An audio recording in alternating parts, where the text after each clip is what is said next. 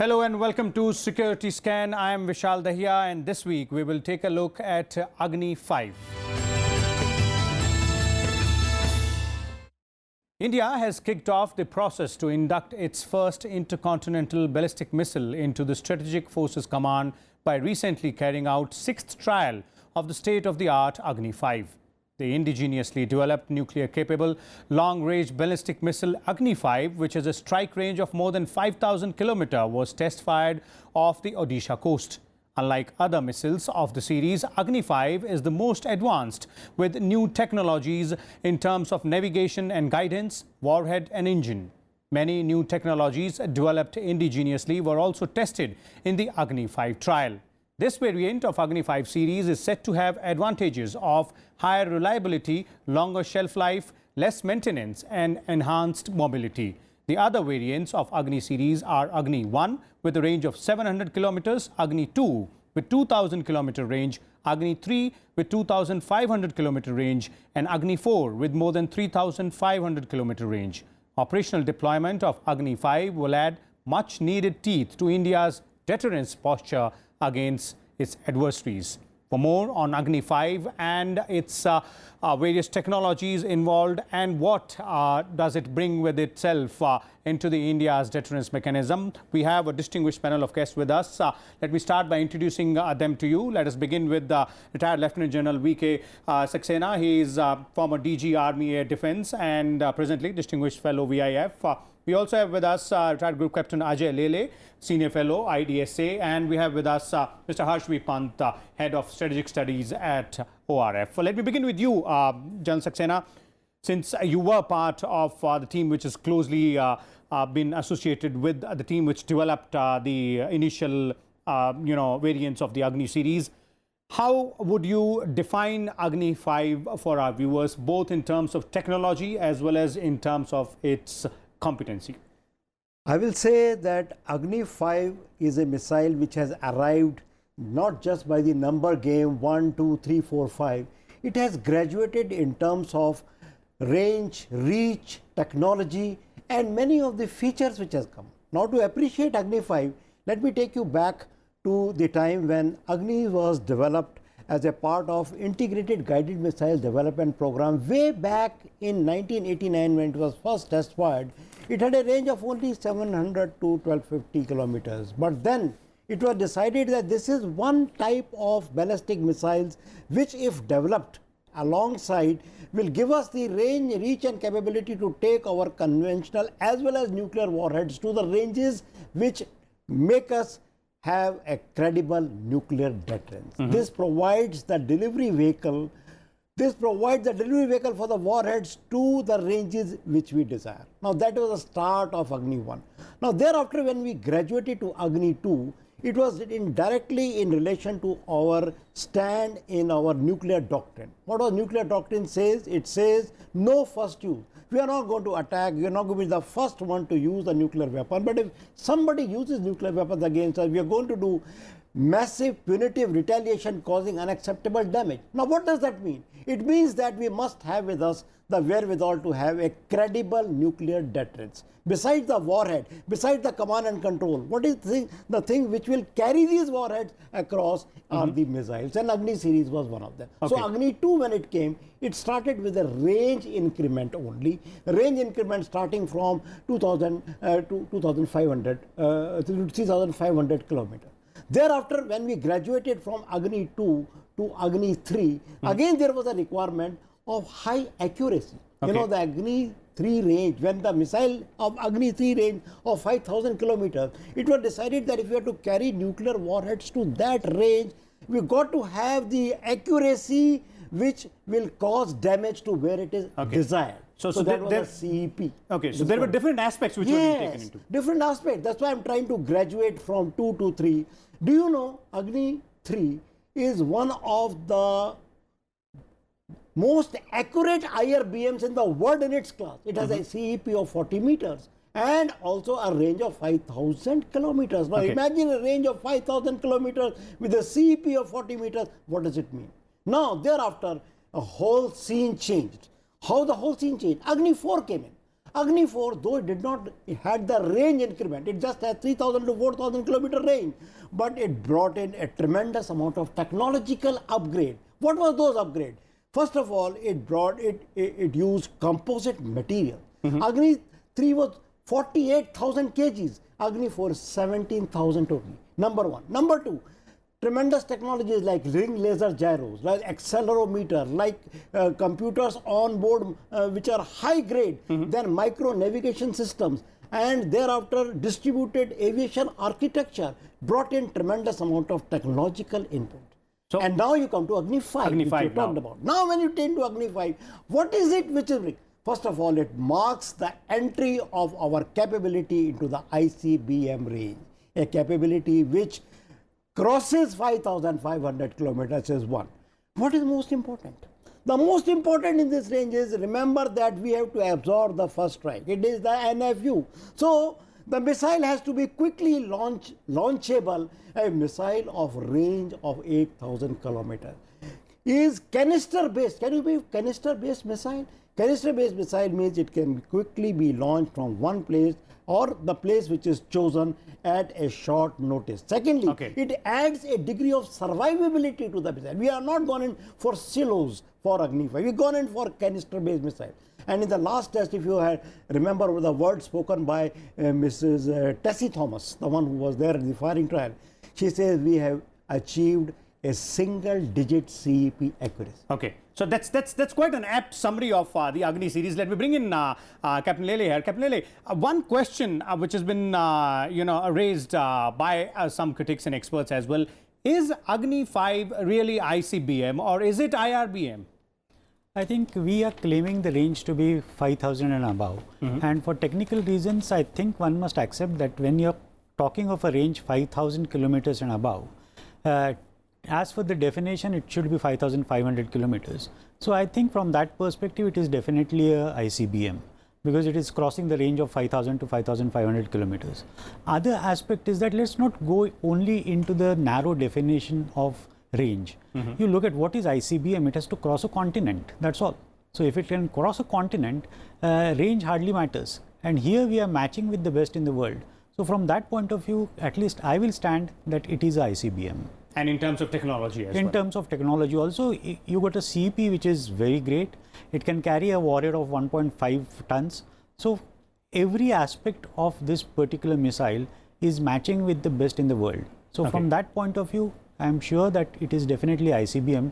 There are people who will get into this minor definitional issues and say that no, this is not ICBM, but I don't believe so. Okay, let me bring in Professor Pant here. Professor Pant, if you put this ICBM, the Agni 5, in India's arsenal, and then you look at the kind of effect it has or the kind of push it gives to India's deterrence posture and the overall nuclear doctrine, how do you believe India is placed vis-a-vis its adversaries, specifically the next door neighbors? See, I think General Saxena laid out the evolution in Indian missile technology very clearly, and I think that is in sync with India's nuclear doctrine. So therefore, when we say we have a no first use policy, we want missiles which are survivable and which have a certain range. In this case, what Agni has done over the years is to give us that credibility step by step. So I think first was the target was clearly Pakistan, where we tended to look at the earlier versions were Pakistan centric.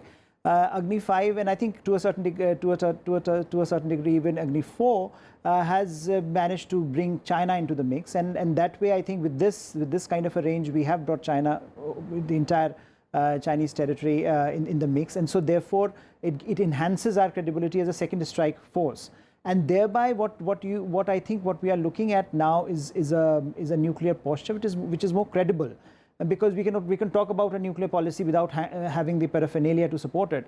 But right now, as we move forward towards induction of Agni 5, we are well positioned to take advantage of our nuclear policy as well as the strategic equations that are emerging in our neighborhood. But that is not to say that our neighbors will not react to this, and that is not to say that the Chinese also have a different agenda. They are competing with the Americans, so they have a different definition of what they want out of their nuclear doctrine.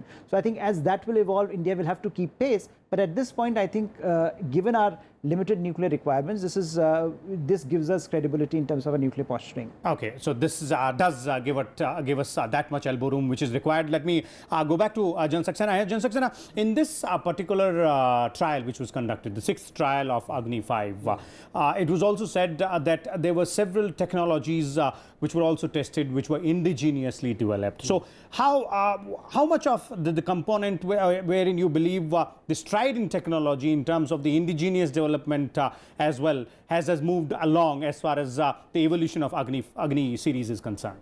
Okay. I consider myself actually very fortunate to have actually dealt and met those people and worked with them.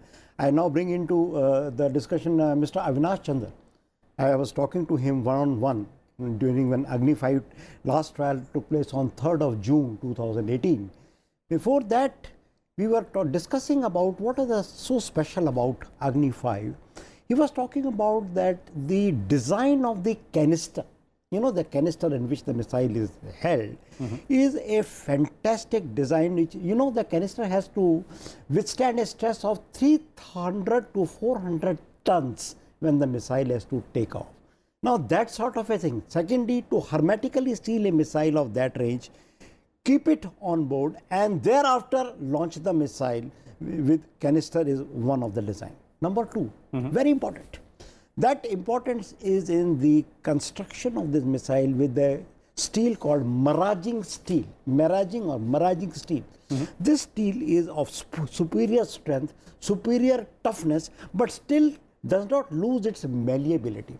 Now, that first time it was used. Then imagine one more important thing which sometimes gets missed out is that this missile has got the capability of MIRV, multiply targeted, multiply launched, independently targeted re-entry vehicles, MIRV technologies. Now, MIRV technology is nothing new to Agni 5. Actually, MIRV started to get developed from Agni 2 RV. Agni 2 Prime, which we used to call it, Agni 2 RV, or re-entry vehicle, to develop a technology which takes your multiple warheads across, number 1, sustain the temperatures at the re-entry 3000 degree, 5430 degree Fahrenheit, number 1. Number 2, when this divides into multiple warheads, each of them independently targetable. Now, it is there in the open source, I will not quote the classified source, that our MIRVs, our multiple warheads are much more sophisticated than the Western warheads. Okay. Why? Because in their capability of independently getting targeted, number 1, the navigation which is involved in that. Secondly, the heat shield. The heat shield did not come with this. The heat shield actually started to come with Agni 4 itself. Agni 4 had the heat shield. You know, when re-entry, what is the re-entry problem? Re-entry problem is to sustain the heat of 3000 degrees Celsius to have the missile enter. The heat shield has developed in Agni 4, perfected in Agni 5. Now, these are some technologies which are, now remember, you just now heard that Chinese have sold an advanced tracking system to Pakistan, which has electro-optical tracking system which can do the complete missile right from launch up to this, Now, the Pakistan is developing a missile called Ababil. Its range is 2,200 kilometers. It has taken a step ahead of us in MIRV technology. But our scientists and our engineers in DRDO are not behind in MIRV, though we do not have a tracking system. I am aware of the tracking system which is there in Integrated Tracking Range and also at Army Air Defense College, Gopalpur. But it is not yet to that sophistication which the Chinese have sold to. Now imagine that these are not the challenges. Agni 5 is not finished, sir. Agni 5 is yet to do many challenges. The challenges of MIRV, the challenges of perfecting the launch to the range and CP which is achieved.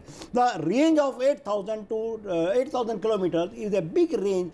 This has not been tested in Abdul Kalam Island to that range.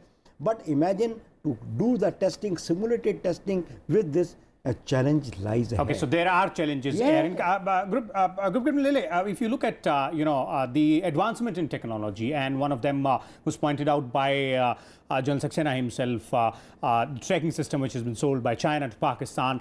If you look at the global advancement of technology, then does it look like that Agni 5's role of being a deterrent?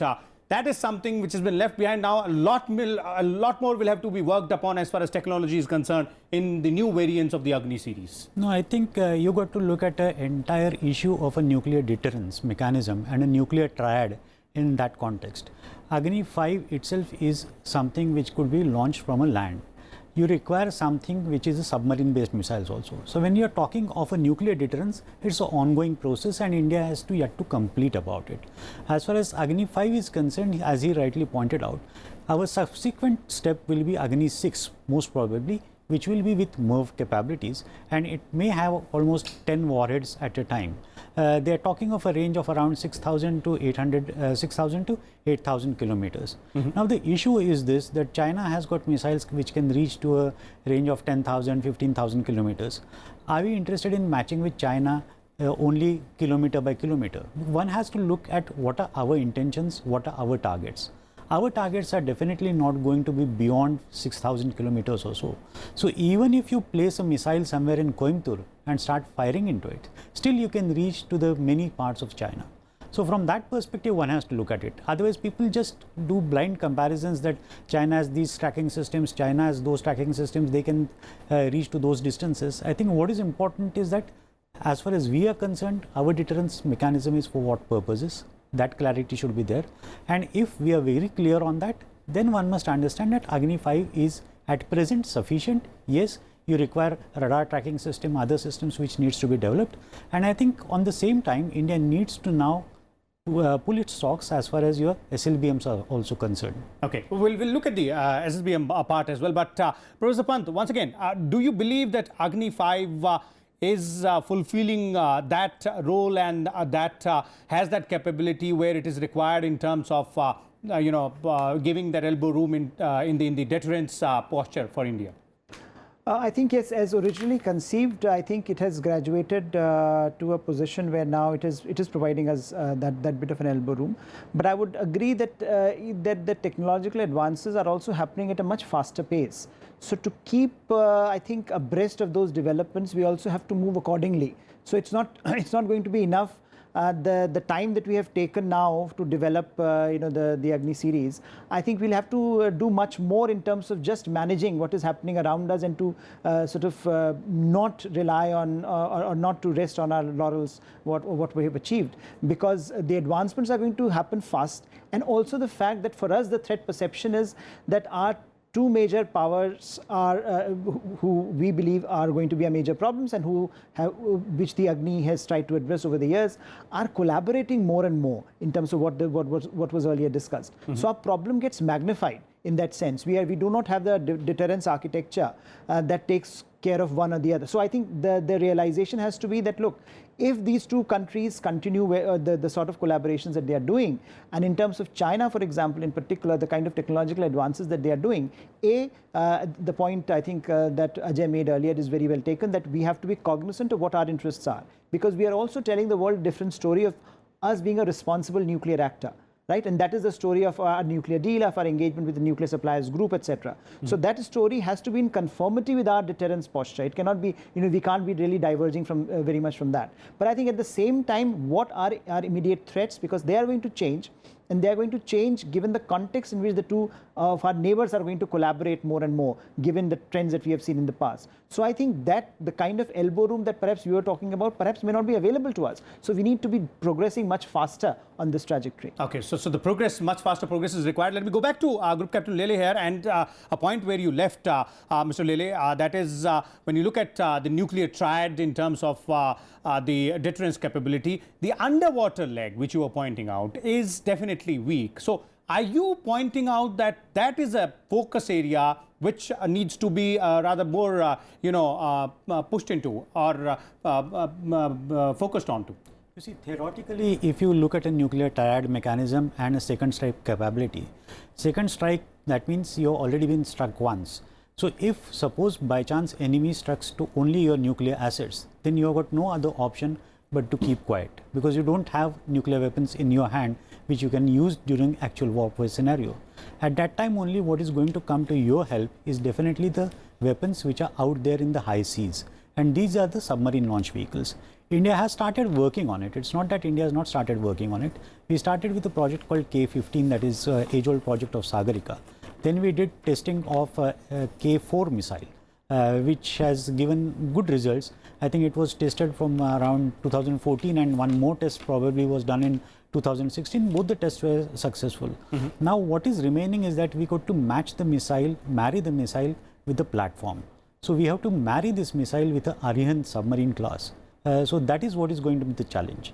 Right now we have successfully tested K4. I think K5 also will be a good missile which is going to come up as far as range is concerned. At a level of K6, we are thinking of a MIRV for a SLBM also. So programs are there, plans are there, but I think the first step which we should do, that is marrying of a missile with a submarine platform. That will definitely give a teeth to our deterrence. Otherwise, only to have air-based and a land-based deterrence has got no meaning. Okay, let me go back to General Saxena here. General Saxena, what is the way forward, and how do you look as far as not only the Agni series, but apart from that, in our entire missile technology system, where should we be moving ahead? Sir, I personally feel the point which you just now talked about, it needs to be reiterated, that in the deterrence equation, it is not missile to missile, it is not range to range. We should not be dogmatically 5,000, 8,000, 10,000. We have to see that our capability of credible nuclear deterrence is credible not to us, but to our adversary. For that, the three strategic pillars of credible nuclear deterrence need to be kept in mind. What are those three pillars? The first pillar is warhead. The second pillar is delivery means. And the third pillar is command and control structures. Now, warhead, I'm not going to go into it. It is classified. Let's assume that as far as warhead is concerned, we are into a stage where we are able to have the warheads both as warheads for use as a nuclear warhead and warhead adaptable to ballistic missiles. Okay, leave it at that. Important, delivery system, delivery missiles. Now it is high time, I've been saying it in all my writings, that it is high time that our delivery means are developed, as Group Captain Lele brought out, in all the three mediums, the sea, the land, the air, number one. Number two, they have to move from scientists to users. Okay. Every time you find or you hear DRDO launch this, I will like to hear Strategic Forces Command did this missile, did this mistake, will correct it the next time. I've been saying, now S-400 is going to come later. I always say, program AD, take program AD, ballistic missile defense. I always been saying, move it from scientists to users, number one. How do you become credible? If a scientist holds the missile and they fire it on under the scientific arena, the user is only an observer. That's why you find that in the Agni series, I've been very fortunate to be associated with it right from beginning. It is the users which take the stake on and on and on. In every missile, we have been associated part of it. Okay. And third thing, which people normally tend to overlook, is the command and control. It is not only underground command post, it is also authorization, codes, concern, hierarchy, who will do the orders, what is the redundancy, who will have the final say, who will have the manual override, who will take the final call. This is a huge void, and it needs to be tied up. You know, so the three pillars, I go back to them again. Warhead, delivery means command and control. Okay, so all these three pillars will have to be focused upon. That's focused. And my one sentence is, move from scientists to users. Okay, from scientists to the users and ensuring that the users are involved. Last concluding comments from you, Professor Pant. Apart from the fact what General Saxena and Group Captain Lele is pointing out, what should be the thirst area as far as India's missile technology development systems are concerned? See, I think we have, I think by and large, focused our discussions so far on what this, for example, the scientific community has been doing. And perhaps we need to move a bit more towards operational issues. And I think there the discussion tends to be very opaque. And I think the nuclear debate has to move to a territory where I think we are recognizing the challenges in operationalizing this doctrine, because a lot of, if you recall, there has been a big debate about the doctrine, about which way India's nuclear doctrine is going, and is there a need to debate it at all? I think some of those questions have remained behind closed doors. I think they need to come out, and general public needs to be aware of some of the consequences of what happens when you sort of develop as a nuclear state. And I think more importantly, both for our friends and for our adversaries, we need to be categorical in terms of our intent, and that credibility only comes by if you initiate certain steps. And I think that is perhaps the larger picture in terms of our nuclear policy that we are missing at this point. And once that is in place, I think a lot of these questions about missile range, about technology, almost become redundant, because they are a function of your larger nuclear strategy. They do not exist independently of that. So once they are in sync, I think there will be much more clarity for both our friends and for our adversaries, and that is what I think a good nuclear policy should be able to do. Okay, so it looks like, as our panelists have pointed out, that Agni 5 and more to come in Agni series will definitely augment India's deterrence capabilities. But to have a credible nuclear deterrent, it will have the country will have to have a coordinated effort from the nuclear triad, that is land, air, as well as water, and a lot more in terms of technological advancement, as well as the involvement of the users, that is the armed forces, is required. We'll come back again next week with a different topic and a different set of guests. You can watch this episode on our YouTube channel as well. Keep watching Rajya Sabha Television.